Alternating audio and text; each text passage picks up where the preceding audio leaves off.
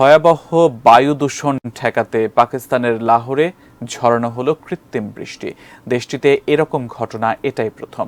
পাঞ্জাবের প্রাদেশিক সরকার জানিয়েছে, সংযুক্ত আরব আমিরাতের সহযোগিতায় শনিবার কৃত্রিম বৃষ্টিপাত নামানো হয়। পাঞ্জাবের তত্ত্বাবধায়ক সরকারের মুখ্যমন্ত্রী মহসিন নকভি সাংবাদিকদের জানান, লাহোরের অন্তত 10টি জায়গায় ক্লাউড সিডিং বা কৃত্রিম উপায়ে বৃষ্টি ঝরানো হয়েছে।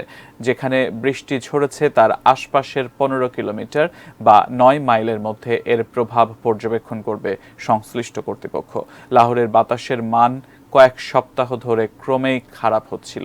দিনের বড় একটা সময় জুড়ে ঘন ধোঁয়াশায় ঢাকা থাকছে। প্রতিদিনই নির্ধারিত সময়ের আগে দোকানপাট এবং সপ্তাহে 4 দিন স্কুল কলেজ বন্ধ রাখা হচ্ছে। বিশ্বের সবচেয়ে দূষিত শহরগুলোর তালিকার ওপরের দিকেই থাকে লাহোরের নাম।